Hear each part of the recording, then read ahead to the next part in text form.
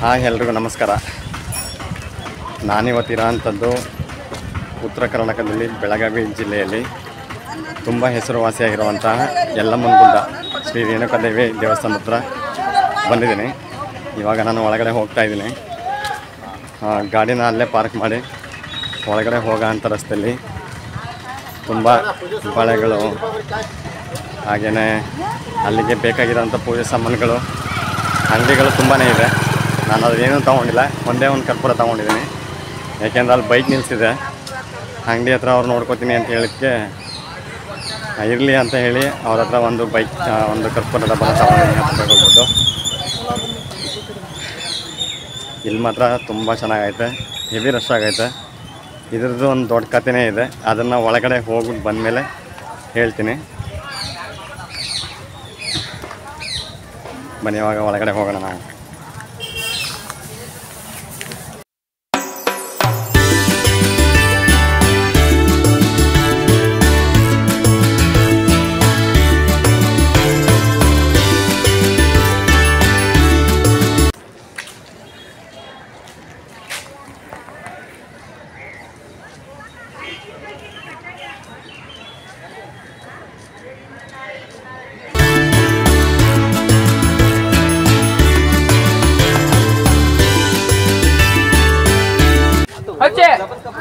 ತುಂಬ ಜನ ನನ್ನೇ ನೋಡ್ತಾಯಿವ್ರೆ, ವೀಡಿಯೋ ಮಾಡ್ಕೊಂಡು ಹೋಗ್ತಾವನೆ ಅಂತ.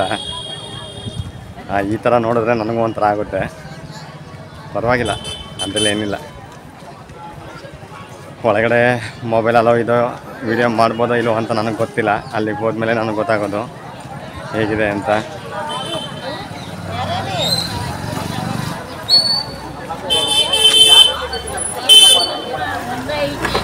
ಮನೆಯವ್ರ ಒಳಗೆ ಹೋಗೋದು ಹೆಂಗಿದೆ? ಒಳಗೆ ಹೋಗೋದು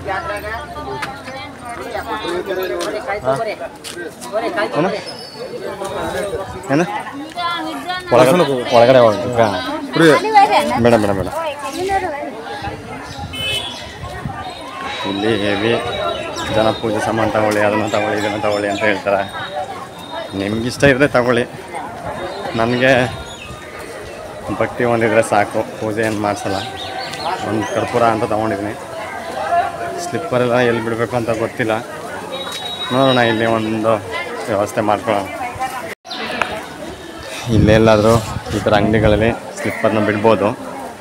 ನಾನು ಇವಾಗ ಅಲ್ಲಿ ಒಂದು ಅಂಗಡಿ ಹತ್ರ ಬಿಟ್ಟು ಒಳಗಡೆ ಹೋಗ್ತಾ ಇದ್ದೀನಿ.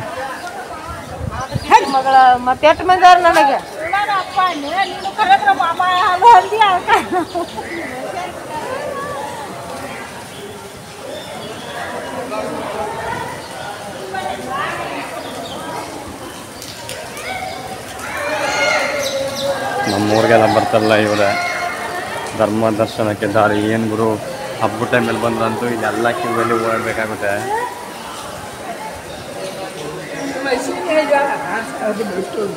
ಒಳಗಡೆ ವಿಡಿಯೋ ಮಾಡ್ಬೋದಲ್ಲ? ಮಾಡಿಕೊಡ್ತಾರೆ, ಗೊತ್ತಿಲ್ಲ. ಗೊತ್ತಿಲ್ಲ.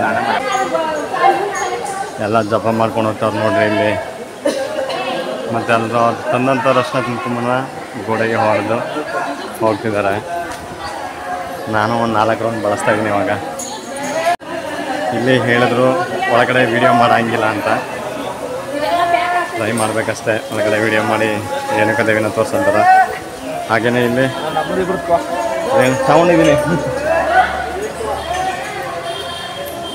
ರೇಣುಕಾದೇವಿ ಬಗ್ಗೆ ನಿಮ್ಗೆ ಅಷ್ಟಾಗಿ ಗೊತ್ತಿಲ್ಲ ಅಂದರೆ ತುಂಬ ವೀಡಿಯೋಗಳು, ಕಥೆಗಳು ಅಷ್ಟೇ ಯಾಕೆ, ಧಾರಾವಾಹಿಗಳು, ಮೂವಿಗಳು ಎಲ್ಲ ಇದೆ ನೋಡಿ. ಆದರೆ ಅದು ಕತೆ ನಮಗೆ ನಿಜನೋ ಸುಳ್ಳು ಅನ್ನೋದು ಗೊತ್ತಿಲ್ಲ.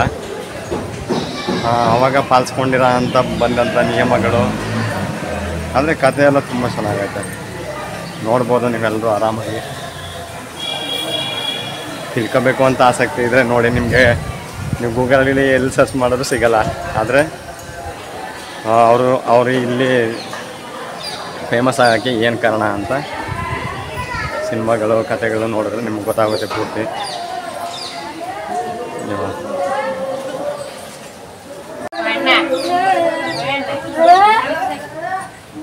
ನೋಡಿದ್ರೆ ಇಲ್ಲಿ ಇಲ್ಲಂತೂ ತಂದಿರೋ ಬಳೆಗಳು, ನಾಮ, ಗೋಡೆಯಲ್ಲಿ ಹೊಡೆದಿರೋಂಥ ಕುಂಕುಮಗಳು ಇದೇ ಜಾಸ್ತಿ ಇದೆ. ಮುಂದಕ್ಕೂ ಹೊಡ್ಕೊಂಡು ಹೋಗ್ತವೆ.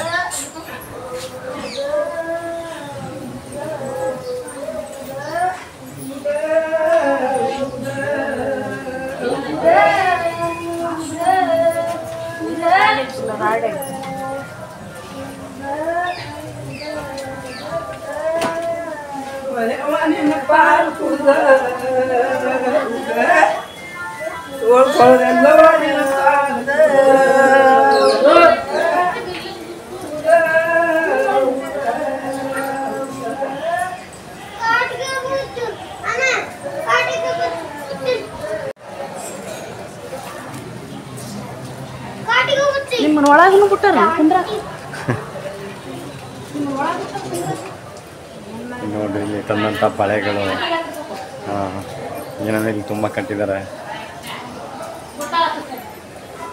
ಒಳಗಡೆ ಬಂದೇ ಬಿಟ್ಟೆ ಇವಾಗ ಸುಮಾರು ದೂರ ಸುತ್ತಾಡ್ಕೊಂಡು ಒಳಗಡೆ ಬಂದಿದ್ದೀನಿ.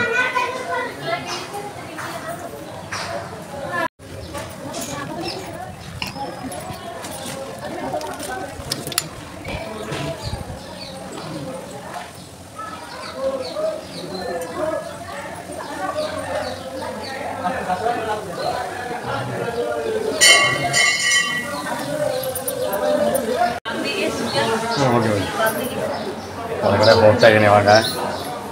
ವಿಡಿಯೋ ಮಾಡಕ್ಕೆ ಬಿಡ್ತಾರೆ ಇಲ್ಲ ಮಾಡ್ತಿಲ್ಲ.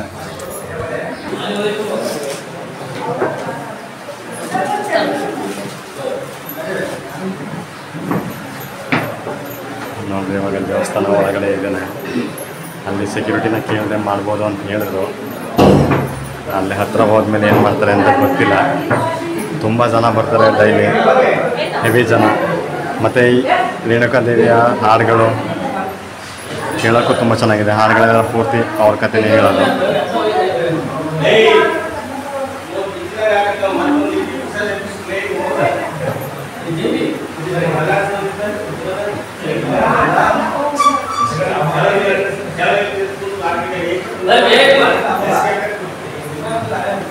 ಒಂದು ಕಡೆ ಬೋದ್ ಬಿಡ್ತಾರೆ ಅನ್ನೋ ಭಯ.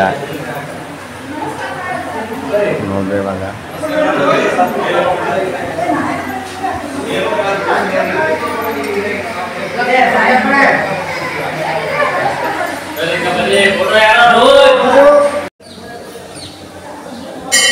ಗರ್ಭಗುಡಿ ಹತ್ರ ಬಂದು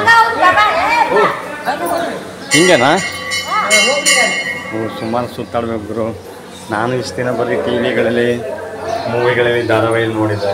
ಆದರೆ ಇವಾಗ ನಾನು ಶ್ರೀ ರೇಣುಕಾದೇವಿ ದೇವಸ್ಥಾನ ಹತ್ರ ನಾನೇ ಡೈರೆಕ್ಟಾಗಿ ಬಂದಿದ್ದೀನಿ. ದೇವಸ್ಥಾನದ ಬಾಗಿಲು ಹತ್ರ ಬಂದಿದ್ದೀನಿ. ನೋಡಿರಿ ಇಲ್ಲಿ ಕೂತಿರ ಅಂತ ಅಮ್ಮವರು ದೇವ್ರ ರೀತಿನೇ ಆಶೀರ್ವಾದ ಮಾಡ್ತಾರೆ.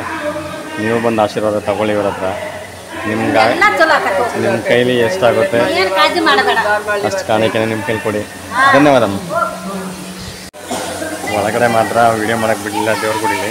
ನಾನು ಆದಷ್ಟು ವೀಡಿಯೋ ಮಾಡಿದೆ. ಆಮೇಲೆ ಹತ್ರ ಹೋದ್ಮೇಲೆ ಅವರು ಬೋಧಿ ಕಳಿಸಿದ್ರು.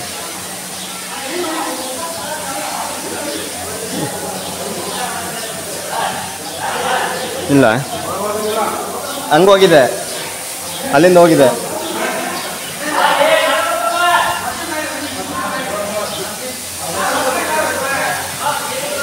ಇವಾಗ ನೋಡ್ಕೊಂಡು ಹೊರಗಡೆ ಬಂದಿದ್ದೀನಿ ನಾನು. ಹೊರಗಡೆ ಹೋಗ್ಬೇಕಷ್ಟೇ. ನೋಡಿ ದೇವಸ್ಥಾನ, ದೇವರ ಗುಡಿನ.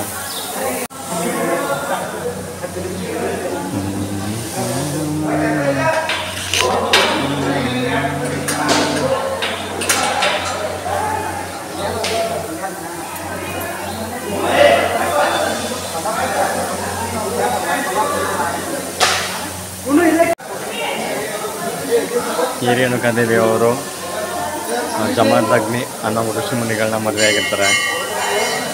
ಒಂದಿನ ಊಟ ಮಾಡಬೇಕಾದ್ರೆ ಇವರು ನೀರು ತರಕ್ಕೆ ಅಂತ ಹೋಗಿದ್ದಾರೆ. ಅಲ್ಲಿ ದೇವತೆಗಳು ಸ್ವಲ್ಪ ಆಗಬೇಕಾದ್ರೆ ಅದನ್ನು ನೋಡ್ತಾ ಮೈ ಮಾಡಿದಾಗ ರೇಣುಕಾದೇವಿ ಪತಿವ್ರತೆ ಆಗಿರೋದ್ರಿಂದ ಅವರ ಗಂಡ ಜಮದಗ್ನಿ ಅದನ್ನು ನೋಡಿ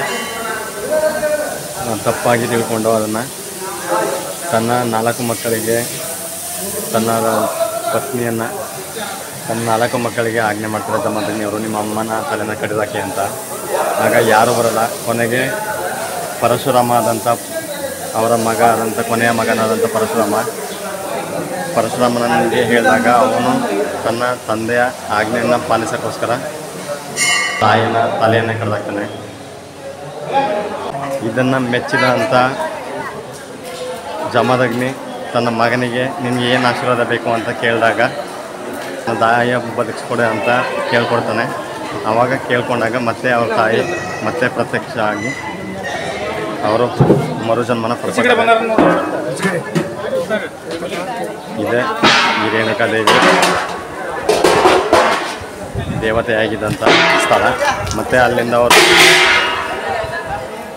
ಇವಾಗ ನೋಡಿದ್ರಲ್ಲ, ನಿಮ್ಗೆಲ್ರಿಗೂ ಇಷ್ಟ ಆಯಿತು ಅಂತ ಅನ್ಕೋತೀನಿ. ವಿಡಿಯೋ ಬಂದು ವಿಸಿಟ್ ಮಾಡಿ ಯಲ್ಲಮ್ಮನ ಗುಡ್ಡ ಸವದತ್ತಿ.